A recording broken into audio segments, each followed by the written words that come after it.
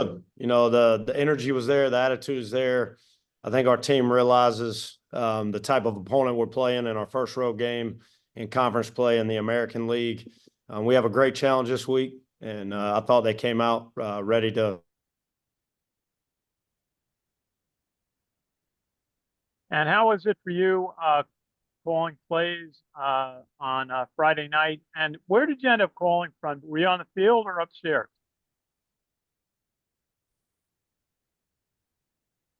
Sorry, Ken, you're glitching a little bit, but I was up in the box. I called the game from the box, and it was good getting into a rhythm. And after that first series, and luckily the punt team bailed us out with a fake punt, and Andon made a play, and we were able to extend that drive. And then it was big to hit that pass play in the red zone and then finish in the end zone. And then we settled down, and it was good to see the guys respond, prepare for what we got. But that's what fall camp's all about. And luckily, we were able to put reps into everything going into the game, so we were prepared. But they did a great job responding. And then once we got into a rhythm, we were able to make plays, sustain drives, and finish in the end zone, which is the goal. Hey, very good. I kind of described your offense as being a little methodical, but very consistent on Friday night. You kept advancing the chains, making first down, scoring on every drive, but not a lot of big plays, except, obviously the Noah Short 47-yard play. Were you happy with that? Obviously, you'd like to have more explosion plays, and we really stressed to the offensive unit of straining to finish. I thought we played hard, but at times we didn't strain to finish. And when you play harder longer than the opponent, typically you get more explosion plays. So we've got to strain to finish, especially when the ball gets on the perimeter. We had opportunities in the pass game that we missed, and those things can't happen in a close game moving forward. So there were some plays we left out there and a lot of things that we need to improve on. But that was the main message to the unit, is straining to finish, playing with extreme effort and superior effort through the echo of the whistle. And those explosion plays will continue to mount. Hey, just final question about ball distribution. Bryson ran it 17 times, Kanye 15. Everybody else together ran 24 times. Of course, Noah Short ran 8 times. Is that the kind of mix that you like to see, or would you like to see more plays by players other than Bryson and Kanye? I think the biggest thing you look at is the distribution of balance. So the slots accounted for 120 yards, the B-back room accounted for 120 yards, and the quarterbacks accounted for roughly 90. And then the pass game, obviously we missed some. But I think the biggest thing is having balance, and balance for us isn't necessarily passing and running. It's, are we distributing the ball and forcing them to defend every inch of the field and all of the weapons that we have. So we don't want to get one-dimensional and make it just a quarterback game or just a running back game or just a perimeter game or just a pass game. You want them to have to defend every facet of the offense. And I thought at times we did a good job of that. We've got to continue to improve and make sure, a lot of Bryson's carries were on 3rd and 1 and sneaks and some of those type of things. And he's always going to have those opportunities, especially in short yardage and those opportunities. But we've got to do a good job of forcing defenses to have to defend every facet of the offense. Thanks, Coach. See you down there. Absolutely. Thank you, Ken. Hey, Cody. It's Sal from Black Knight Nation. How are you? Hey, Sal. How are you? I'm great. Thanks. I'm good.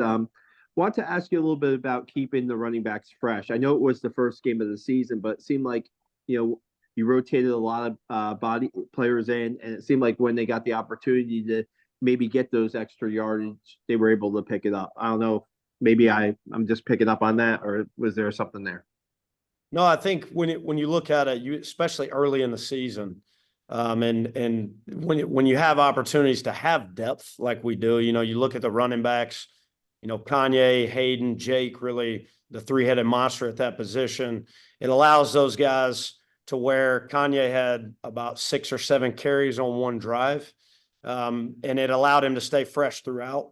And, Hayden had a drive where he had multiple carries, And then Jake kind of finished the tone late in the game. But, the same thing goes at slot. Noah Short and Samari Howard and Day-Day Clerk and those guys mixing in. Miles Stewart, Hayden obviously playing some slot position and finding unique ways to get him the ball. But I think that's critical. It's also at the tight end and wide receiver position. When you have a two deep and you have depth, you're able to do that and keep people fresh. And I think that's critically important. And then also, when a guy gets a hot hand, we're going to ride with it. So I felt like Kanye had a hot hand on that drive. So I continue to feed him. But I think you'll see that trend, continue to move forward. Just making sure that they're fresh and making sure that they can handle everything that we're asking them to do. And then really once you find the guys that they have the hot hand or they're really feeling the game or establishing some things, and you tend to lean on them a little bit more. But we want to keep our guys fresh so they can play at their best. Gotcha. As far as the play calling in your first full game as offensive coordinator, it seemed like there was a pretty good flow to that too. I mean, once that Andon converted that, fake punt, was there something there that you just feel like everything kind of was flowing after that, or how what do you make of that? Yeah, the third down play, and I shared this with the offense, but the third down play on the first drive, we had a very favorable look, and the play that we ran, we didn't execute it. It was really disappointing, to be honest. And then we got bailed out by the fake punt. It was a great call by coach and very well executed by the punt team. And then that kind of catapulted our guys. Our guys really relaxed and settled in. We were able to hit the pass to Casey that got us deep into the red zone. And then Bryson was able to cap it off with a touchdown. So I think they were able to get the early season jitters out and really relax and play. And that really helped. From there on, we kind of settled in and had a rhythm. And that was critically important, and it's keeping them honest. I thought we did a good job distributing and having, we didn't settle in and become predictable. And I think that's critically important with any offense, but especially ours. We've got to continue to force them to defend every aspect of what we do. And I thought the guys did a really good job of settling in after that first possession and executing moving forward. And like I said, we left plays out there. By no means did we play perfect. We've got a lot of work to do in a lot of different areas. We've got to continue to progress. And I hope, like a lot of good teams, you see a major progression from game 1 to game 2. So that would be the goal this week. But we've got to continue to capitalize on some things and continue to get better. I know game plans change from opponent to opponent, but it seemed like you had a concerted effort about wanting to get to the outside early and get the slot backs involved.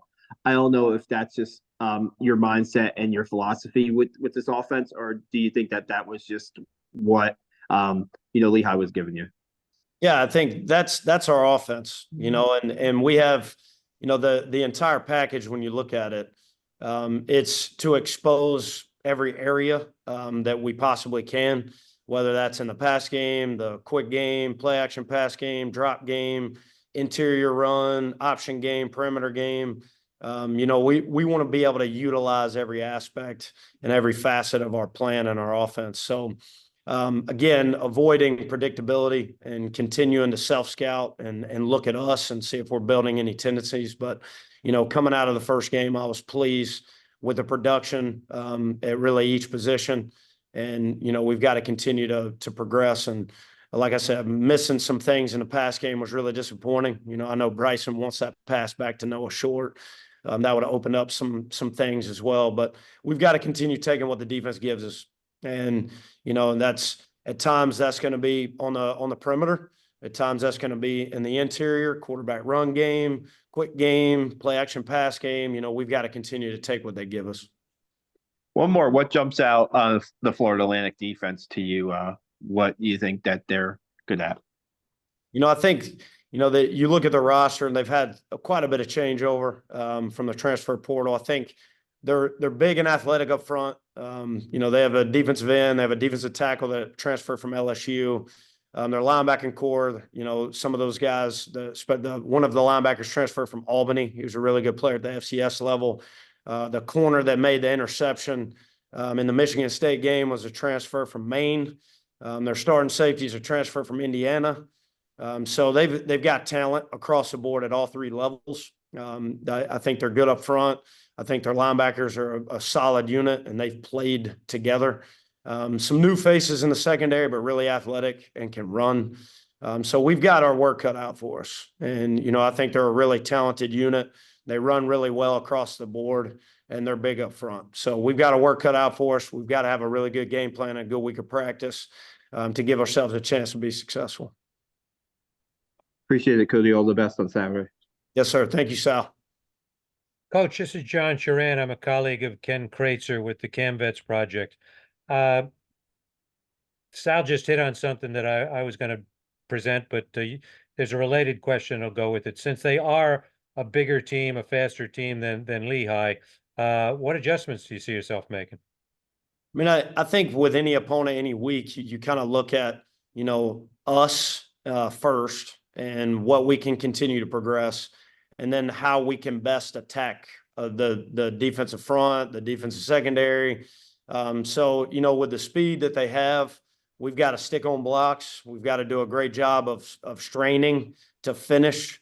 They're a unit that gets off of blocks. They avoid blocks. They're fast to the football. So when we get on people, we've got to sustain blocks. And then we've got to do a good job in decision-making. I was very pleased that we had a game where we didn't have any turnovers. There was a poor decision by Bryson on a pitch that we've got to make sure that we don't do moving forward. And I hope that he learns from that mistake. But I thought we were clean, but we've got to do a better job just making sure that we're not vulnerable with the football. We got to protect the football. We got to move the chains. But, you know, they're a talented unit, and we've got to find ways to move the chains and hopefully exploit some explosion plays and mix in some things to keep them off balance. But they're a very talented unit. Thank you, Coach. Thank you. Thank you, guys. Y'all have a good night. Thanks, Coach. Thanks. Yep. Appreciate it.